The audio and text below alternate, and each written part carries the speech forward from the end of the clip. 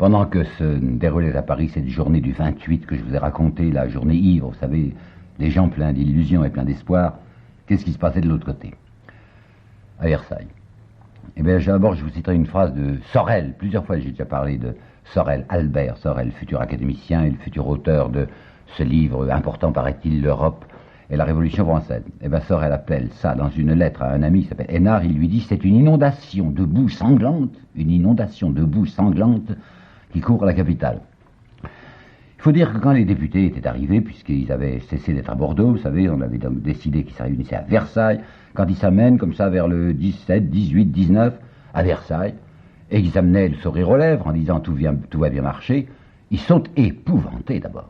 Épouvantés parce qu'ils voient arriver les régiments qui reflutent Paris et dans un état misérable. Tenez, voilà ce que dit par exemple Hector Pessard, ce type qui a écrit Mes petits papiers, un journaliste versaillais. C'était un troupeau débandé, hargneux, insolent, que l'on poussait en bousculade. Voici un policier, le policier Marseille, qui fera cette déposition devant la commission d'enquête en disant « Les soldats insultaient les gardiens de la paix et les gendarmes qui marchaient à côté d'eux en serre-file. » Et M. Demeaux, le vicomte Demeaux, que j'ai déjà cité, que nous citerons encore, s'il y avait chez les soldats les plus mauvais propos qui couraient de bouche en bouche. Là, vous pensez que les députés se disaient « Mais c'est épouvantable, si on n'est pas soutenu par l'armée même, si l'armée nous plaque, si l'armée passe du côté de la Révolution, on est perdu. » Ajoutons que beaucoup s'étaient saisis de fureur contre Thiers, en disant c'est inqualifiable, il a perdu la tête, il s'est enfui de Paris, et Louis Veuillot, dans son journal L'Univers, va écrire ceci, le gouvernement est pitoyable, il laisse Paris sans défense, ô Dieu, Dieu de nos pères, suscitez-nous un homme. C'est pas gentil pour Thiers, qui se croyait être un homme, puis tout à coup on dit c'est pas le bon. Voyons, regardons bien comment il s'était comporté Thiers. J'ai raconté à toute vitesse l'autre jour, le 18 mars, mais il faut que je regarde un point particulier. Quand j'ai dit panique de Thiers, je veux justifier ça. C'est donc au milieu de l'après-midi, vers 14h30, 15h, que Thiers a pris cette décision brusque de s'enfuir, de s'en aller, de replier tout le monde sur Versailles. Dans quelles conditions ça s'est-il passé? Il y a une déposition de M. Thiers sur les faits, déposition, j'en ai déjà parlé, 24 août 1871, devant la commission d'enquête. Et dans cette déposition, Thiers va avancer un propos qui est devenu, pour ainsi dire, un propos historique, qui est devenu une chose admise par les historiens, que j'ai admis moi-même, et je me suis trompé en l'admettant. Quoi donc? Thiers s'est reporté à 1848, devant la commission d'enquête. Il est bien calme, maintenant c'est fini, nous sommes en août, on a gagné.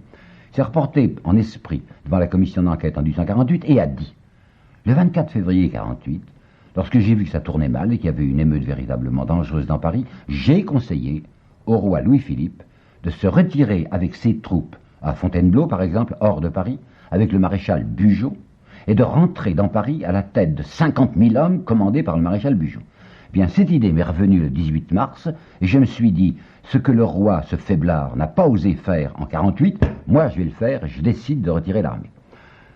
Eh bien, vous savez, quand on écrit aujourd'hui l'histoire de 1848, la plupart des historiens, et j'avoue l'avoir fait moi-même, se reporte à cette affirmation de Thiers en disant, vous voyez, en 1848, voilà ce que Thiers avait proposé. Je suis maintenant persuadé que Thiers a menti devant la commission d'enquête et qu'il a travesti en idée stratégique ce qui n'a été qu'un moment de panique chez lui, mais de panique complète. Déjà, quand j'ai fait le portrait de M. Thiers, je vous avais dit que c'est un côté lièvre chez lui, quelqu'un qui a horriblement peur physiquement. Dès que sa sécurité personnelle lui paraît menacée, il perd la tête. Eh bien, je crois, d'après les recoupements que j'ai faits, dont je vais vous parler, je crois que vers 15h, cet après-midi-là, au Quai d'Orsay, ministère des Affaires étrangères, il a perdu la tête. Pourquoi donc? Les nouvelles étaient très alarmantes, c'est évident. Il était furieux contre Vinoy.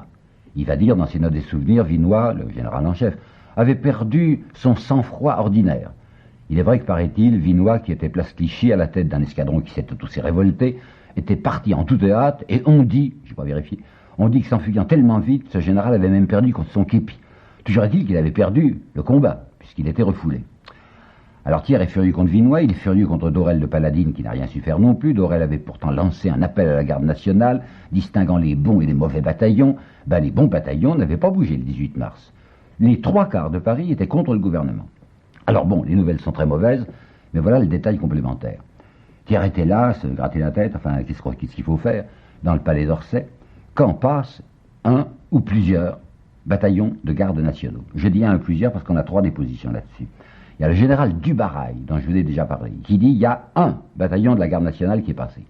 Il y a le général Leflot, ministre de la guerre, qui dira il y a 3 bataillons de gardes nationaux qui sont passés.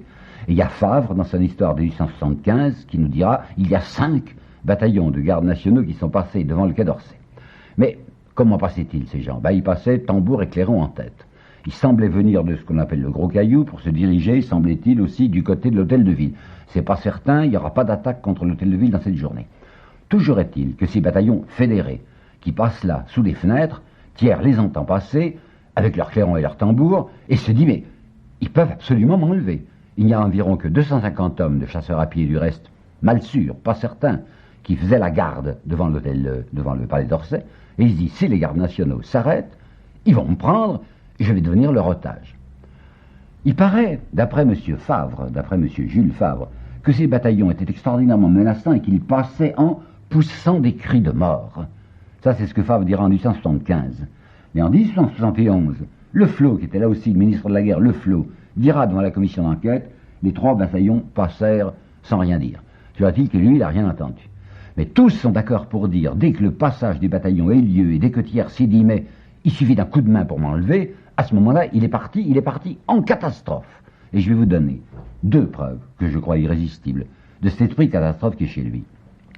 Primo, il veut s'en aller et il veut une garde personnelle autour de lui. On l'a fait descendre par un escalier dérobé, comme on dit, ça existe au palais d'Orsay. Il va pas sortir par la grande porte, il va sortir par derrière. Il a demandé au général Vinoy de lui préparer une escorte, il y a des chasseurs à cheval qui sont là, et il demande pour sa sécurité personnelle la brigade d'Odelle. Pourquoi est-ce que j'insiste tellement? Parce que Vinoy lui avait dit, oui c'est vrai, l'armée est en décomposition, il n'y a qu'une chose qui tient bien, c'est la brigade d'Odelle. Cette brigade d'Odelle, ces vieux soldats, ils sont dans les forts, et en particulier ils occupent le fort d'Issy, le fort de Vanves et le Mont Valérien. Alors Thiers dit, eh bien donnez-les-moi, je les veux pour ma sécurité personnelle. Or justement, c'était ceux qui étaient indiscutables. Par conséquent, si l'on voulait résister à ce qui se passait dans Paris, il fallait surtout maintenir les soldats solides. Malgré les observations de tout le monde, les observations en particulier de Leflot, il exige pour sa sécurité personnelle les seules troupes sur lesquelles on pouvait encore compter pour leur obéissance. Deuxièmement, et c'est bien plus grave, Thiers était en cheville, vous le savez bien, puis nous le verrons encore davantage, avec Rouland, le gouverneur de la Banque de France. Thiers, vous le savez, était quelqu'un qui avait freiné, qui n'avait pas voulu les fusions de sang. Il y a plusieurs lettres, je vous en ai lu une, de Thiers à Favre, lui disant « Je ne suis pas d'avis que l'on prenne l'offensive, il y a toutes les chances pour qu'on termine l'affaire sans bataille. » Vous vous rappelez, hein? Cependant, Thiers avait fait une exception. Il avait dit « Je ne veux pas qu'on attaque, à moins que la Banque de France ne soit menacée. Ce serait là un désordre qu'il ne faudrait tolérer à aucun prix. » Or la Banque de France, et il l'abandonne. Il savait pourtant que c'était essentiel, c'est le nerf de la guerre, enfin c'est des millions, même des milliards qui étaient là. Il avait déclaré qu'il fallait lutter jusqu'au dernier homme pour défendre la Banque de France, et maintenant, ne pensant qu'à sa sécurité personnelle, il dit bon, ils se débrouilleront, les gens de la Banque de France, moi je m'en vais. Donc il est hors de doute que Thiers avait perdu la tête quand il est revenu sur Versailles.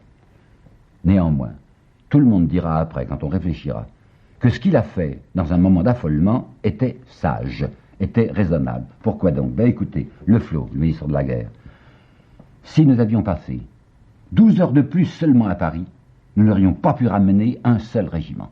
Il y avait même pas mal de soldats, environ 40 000 à Paris.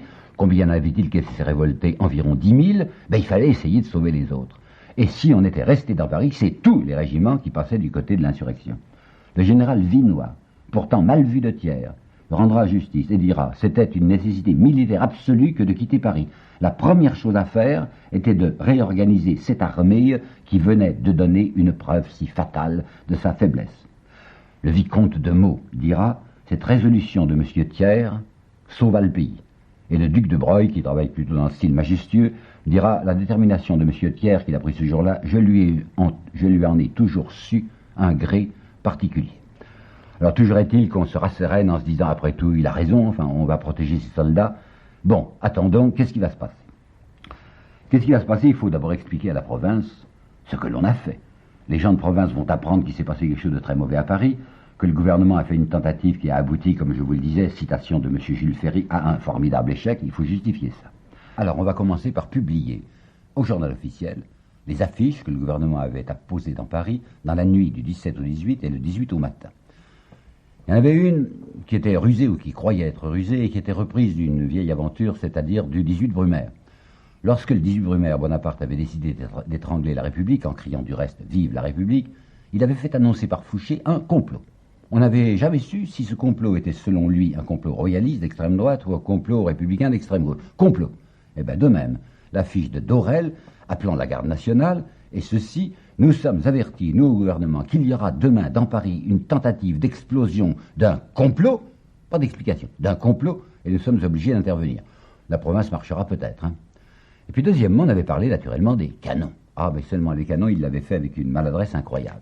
Ils avaient bien dit qu'il y avait les canons qui étaient maintenant braqués sur les quartiers de Paris, prêts à foudroyer vos maisons et vos enfants. Les provinciaux ne vont pas aller vérifier que ces canons n'ont pas de gargousse, qu'ils ne peuvent pas tirer. Hein.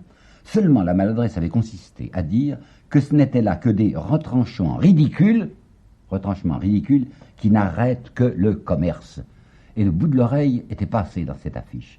Parce que, si vous vous rappelez, il y avait une pression extrême des milieux d'affaires, des milieux affairistes sur Thiers, et on entendait l'écho de ces pressions dans l'affiche même, puisqu'il y avait « le crédit ne renaît pas, les capitaux hésitent », tant que les canons n'ont pas été enlevés. Enfin, ça doit passer pour la province, on fera croire que les canons étaient extraordinairement dangereux. Et puis troisièmement, alors on va distinguer les bons et les méchants. Vous vous rappelez peut-être que quand le neveu, alors, Louis Bonaparte, pas le premier Bonaparte, avait fait son coup d'État de décembre, il avait dit « il faut que les bons se rassurent et que les méchants tremblent ». Alors les bons, ça voulait dire conservateurs, les méchants, ça voulait dire les républicains. Et bien de même, dans l'affiche, il y aura ceci, nous faisons appel aux bons citoyens, ce sont vos propriétés, tout de suite, vos propriétés qui sont menacées, le gouvernement vous appelle à défendre vos foyers, vos familles, vos propriétés, ralliez-vous si vous avez souci de l'honneur, tiens, on se demande ce que vient faire l'honneur ici, si vous avez souci de l'honneur et de vos intérêts sacrés. Sacré, c'est un vocabulaire nouveau, vous savez que les constituants avaient inventé. Les constituants étaient des types très pratiques et très voltairiens. Autrefois, le mot sacré était réservé aux choses religieuses, que maintenant que les choses religieuses ne comptaient plus, on avait compris que ce qui était sacré, c'était la propriété, c'était la fortune acquise. Et bien de même, vos intérêts sacrés. Premièrement, alors, on sort les affiches. Hein. Puis deuxièmement, on va essayer de faire croire à la province, comme le dira le commandant Gaveau. Qui c'est le commandant Gaveau? C'est celui qui sera chargé du réquisitoire au procès des communards au mois d'août. Commandant Gaveau dira à ce moment-là, sans se rendre compte de l'énormité qu'il profère, le gouvernement avait véritablement épuisé toutes les mesures de conciliation à l'égard de Paris. Alors, ces mesures de conciliation, vous les avez vues, c'était une série de provocations. Alors de même, maintenant, on va expliquer qu'on a vraiment fait tout ce qu'on a pu, que le gouvernement n'y est pour rien. Le gouvernement, quoique provoqué, comment provoqué, n'a pas voulu engager une action sanglante. Alors qu'est-ce qu'il a fait en lançant des soldats? C'est une tempête inexplicable, dit l'officiel du 20 mars. Une tempête inexplicable dans Paris, une insurrection criminelle, sans aucun grief plausible, sans le moindre prétexte sérieux. C'est pas mal, hein. Il faut tout de même trouver une explication. S'il n'y a pas de prétexte, s'il n'y a pas de raison plausible, alors pourquoi ils se sont soulevés? Alors la première explication qui va être courante, c'est l'explication de la fainéantise. Et c'était de même très raide, ça. Parce que j'ai passé mon temps à vous expliquer que ces malheureux gardes nationaux étaient des gens qui auraient bien voulu travailler, mais qui ne pouvaient pas, puisque la majorité des ateliers étaient fermés. Je vous répète qu'ils gagnaient 30 sous, puis 75 centimes pour la femme, plus 25 centimes pour l'enfant, comme garde nationale, et évidemment ne rien faire, c'est vrai, mais qu'ils auraient gagné environ 100 sous s'ils avaient pu travailler. Néanmoins, le thème des fainéants va être le grand thème versaillais. Par exemple, Maxime Ducamp dans ses Convictions de Paris. C'est la fainéantise qui a surgi le 18 mars. Il va falloir rentrer dans le rang, travailler, pas pour nous. Voici monsieur Alphonse Daudet, qui va reprendre le même thème. Vous trouverez ça dans les comptes du lundi.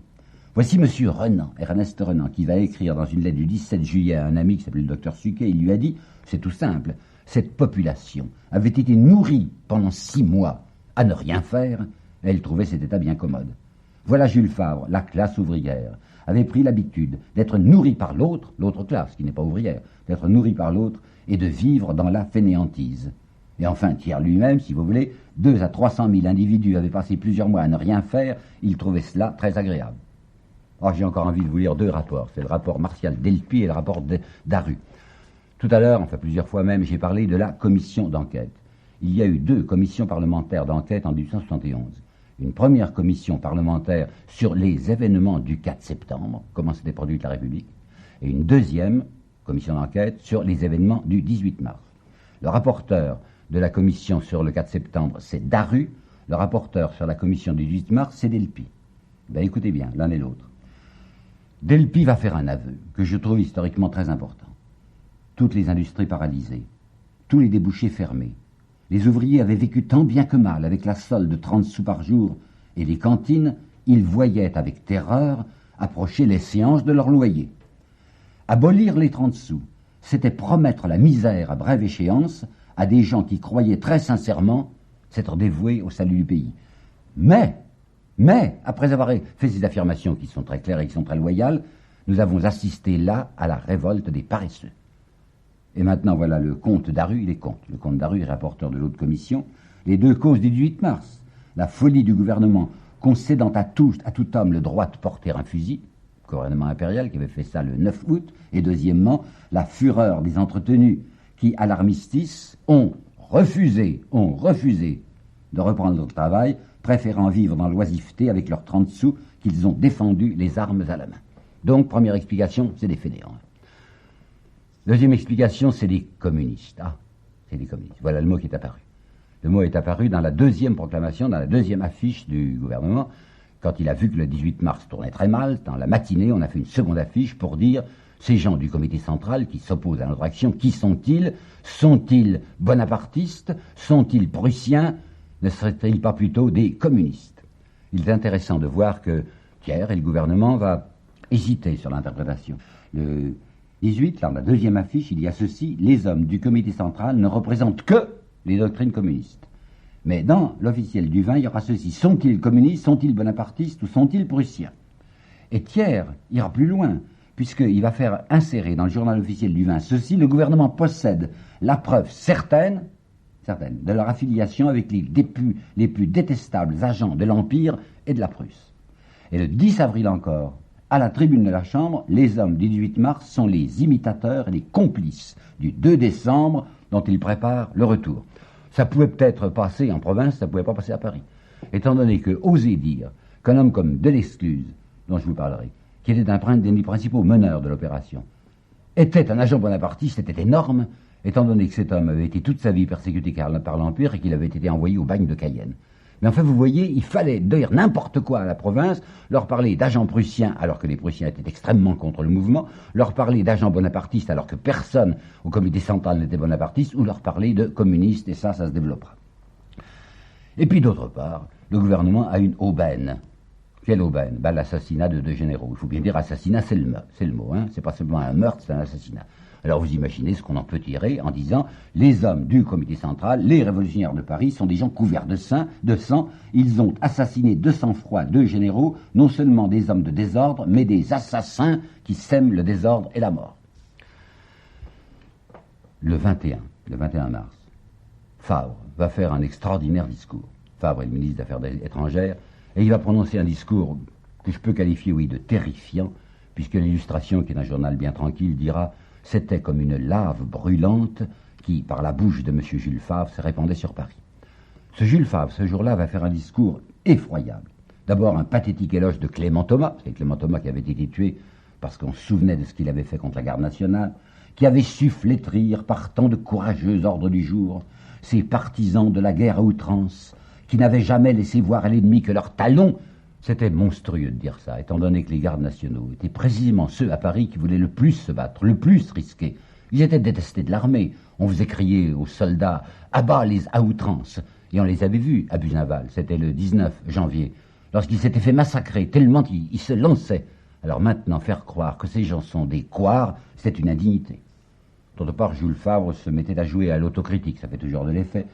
Il sait bien ce qui s'est passé pour ce non-désarmement de la garde nationale. Il avait demandé à Bismarck d'intervenir. Et Bismarck avait dit: ah non, ça, j'ai gagné la guerre maintenant, je ne veux pas risquer un seul des soldats prussiens, un seul soldat allemand dans Paris. Ça vous regarde. Alors Favre, pour se justifier, qu'est-ce qu'il va faire? Il va dire: oh, c'était une humiliation que je voulais épargner à la garde nationale. Eh bien, j'ai eu bien tort, et j'en demande pardon à Dieu et aux hommes.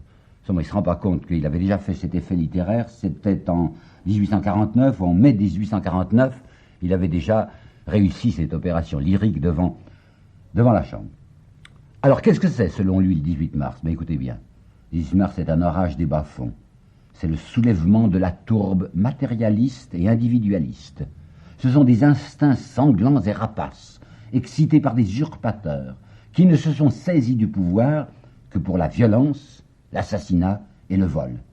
Ils disent qu'ils ne veulent pas de guerre civile. Mais la voilà, la guerre civile, dit Favre. Elle est sous nos yeux, elle est ouverte, elle est audacieuse, accompagnée du meurtre lâche et du pillage dans l'ombre.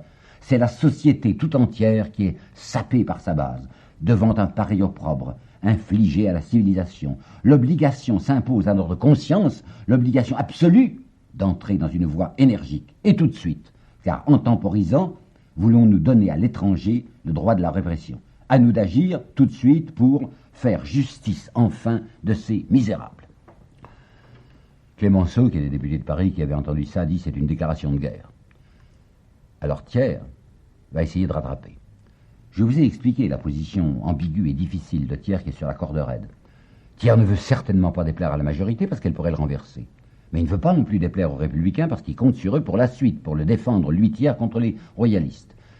Et à un moment, il s'est vu presque menacé, parce que voilà que le 20, Napoléon Péra, bon, il s'appelait Napoléon, qui était député de gauche, avait demandé qu'à la fin de la proclamation du gouvernement, qui se terminait par « Vive la France », on ajoutât « Vive la République ». Thiers avait soutenu et avait dit, en effet, ce serait légitime. Ça avait été des hurlements sur les bancs de la droite. Pas de « Vive la République ». Alors Thiers s'était rendu compte qu'il gaffait, et il avait dit, ne craignez pas de nous ces faiblesses qui aggraveraient le mal en pactisant avec les coupables. Bon, ça, c'est du côté de sa majorité. Mais du côté de la minorité républicaine dont il a besoin, qu'est-ce qu'il va faire? Il va démentir pratiquement Favre. Il voit que Favre a eu un succès extraordinaire. À l'officiel, je vous lis ça, vous savez, l'officiel donne une espèce de compte-rendu de ce qui s'est produit après le discours de quelqu'un, et l'officiel du 22 écrit « Bravos et applaudissements prolongés ». L'orateur est entouré et félicité par ses collègues du gouvernement et par un grand nombre de représentants. Eh bien, au risque de se compromettre, Thiers va essayer de rectifier. Il va commencer par une déclaration d'amour et d'admiration pour Paris. Mais nous l'aimons, Paris. Nous savons combien il a servi la gloire de la France. Nous voulons seulement qu'il réfléchisse et qu'il revienne à la raison. D'où promesse. Mais oui, Paris sera organisé selon un régime électif. Mais nous demandons le temps de l'organiser. Donnez-nous quelques jours, très peu de jours. Alors ça, c'est un mot ambigu, hein. Donnez-nous très peu de jours. Ça veut dire, pour les députés de Paris qui demandent, eux, ces franchises municipales, ça veut dire, je vous promets, on va le faire. Mais pour ceux qui savent bien que Thiers ne veut pas donner ces franchises municipales, c'est-à-dire pour la majorité, ça veut dire, donnez-nous très peu de jours, le temps d'avoir reconstitué une armée et de faire une entrée en force dans Paris. Voici le démenti tout de même à la fin. Qu'il soit bien entendu que la France, ici représentée, ne déclare pas et n'entend pas déclarer la guerre à Paris. Alors qu'est-ce qu'il va faire, Thiers? Ben, il a décidé maintenant, le coup est décidé dans son esprit. Hein. Il avait voulu faire une opération limitée, ça a raté, ben on fera une grande opération. On y mettra tout le paquet s'il faut, on fera une mare de sang, mais on ira. Mais on ira seulement quand on a des soldats. Or, comme on n'a pas assez de soldats maintenant, ben, il faut gagner du temps. Alors toute la politique de Thiers pendant plusieurs jours va être de tenter de faire tenir tranquilles les Parisiens par l'entremise des maires. Le système des fausses promesses, le voici. Le voici en pleine action le 20. Il y a un député, un républicain de Paris qui s'appelle Clémenceau, qui a demandé la prise en considération des vœux de la municipalité parisienne. Ces vœux sont justement, oui, une commune, oui, une liberté, une autonomie de la garde nationale. Picard, ministre de l'Intérieur, a dit « Je m'oppose à la prise en considération ». Il a dit ça, Picard, à la tribune. Et puis le journal officiel dit « M. Picard est convoqué par Thiers ». Thiers le fait venir auprès de lui, il lui dit quelques mots à l'oreille, et à ce moment-là, Picard a renversé complètement sa position, renversé la vapeur, si vous voulez. Il remonte à la tribune pour dire « Réflexion faite, nous acceptons la proposition et même nous votons l'urgence ». Voter l'urgence pour une assemblée délibérante, ça veut dire on prend ça en considération et demain même, au programme de demain, à l'ordre du jour de demain, on discutera le coup. C'est ce que Thiers va pratiquer systématiquement avec toutes les propositions que la gauche fera. Millière, qui est un député de gauche, va demander que l'on révise la loi sur les échéances et au moins la loi sur les loyers, puisque le terme vient le 10 avril et que c'est pas loin. Alors, Thiers est absolument résolu à ne rien faire, mais il fait voter par la majorité l'urgence, la prise en considération, urgence. Le 23 mai, c'est ce qu'on appellera la journée des maires. Les maires et députés de Paris vont venir en délégation, en force, à l'Assemblée pour essayer de plaider la cause de Paris. Et si vous lisez les récits du vicomte de Meaux, c'est passionnant. Le vicomte de Meaux dit, ça a été véritablement pour nous une indignation de voir ces maires de Paris entrer dans l'enceinte. Attention, les maires, ils étaient de deux sortes, je vous l'ai déjà dit. Il y avait les maires, enfin ceux qui n'étaient que maires, puis il y avait les maires, trait d'union, députés. Alors les maires qui n'étaient que maires ne pouvaient pas entrer dans l'hémicycle qui est réservé aux parlementaires, et on les avait fait aller dans une tribune, la première tribune de gauche. Mais enfin, ils étaient là. tandis que les députés avaient le droit d'entrer dans l'hémicycle. Eh bien, M. Demeaux, faisant semblant de tout confondre, dit « Nous fûmes saisis d'une véritable indignation, parce que cette irruption rappelait la Convention. Évidemment, à la barre de la Convention défilaient des gens qui n'étaient pas des députés. Nous n'acceptâmes pas, nous nous levâmes tous. » Ça veut dire que toute la droite s'est levée en poussant des hurlements « Dehors, dehors, les intrus !» Les pauvres maires qui arrivaient là convaincus qu'ils allaient au moins se faire écouter sont refoulés. Le président, qui s'appelle Grévy, dit « Ordre immédiat d'évacuer les tribunes !» Alors les huissiers se précipitent sur les maires de Paris qui croyaient tout de même mettre quelque chose et qui sont fichus à la porte des tribunes. Thiers est très embêté en se disant « Mais je me les mets contre moi !» Alors ça s'est passé l'après-midi. Séance du soir, c'est plus calme. Les maires sont dans la tribune, on les y laisse. Les maires députés sont dans l'hémicycle. Et Thiers leur tient les propos les plus apaisants en disant « Oui, ce que vous demandez, on étudiera. Donnez-nous quelques temps. Donnez-nous quelques temps. Mais on étudiera et on vous promet de faire une loi municipale qui donnera toutes les franchises que vous souhaitez à Paris. » Bien entendu, vous l'avez déjà compris, bien entendu, tout ça est une hypocrisie puisque la seule préoccupation, c'est la troupe. Eh bien, la troupe, ça va pas mal. Premièrement, au prix de concessions diplomatiques dont je vous parlerai, Thiers a obtenu d'avoir non pas seulement 12 000 hommes, c'était ce que laissait à la France, à Paris du moins, l'armistice, mais 40 000. Et il a obtenu ça au milieu de février. Le 28 mars, il va obtenir 80 000 hommes, les Allemands. Il a l'autorisation d'avoir à sa disposition 80 000 hommes. On fait revenir les prisonniers en toute hâte, et Thiers a insisté auprès de Bismarck pour que l'on fasse revenir, par privilège, les vieux régiments. Les régiments qui avaient été pris à Sedan ou qui avaient été pris à Metz, qui sont, comme on dit, rompus à l'obéissance passive, et dont Thiers se dit, avec des cas comme ça, on aura des gens solides. Alors, retour des régiments, on fait dans les dépôts, on fait du triage, on fait sortir les soldats, surtout des Russes, avec des pauvres types, sur lesquels on peut compter.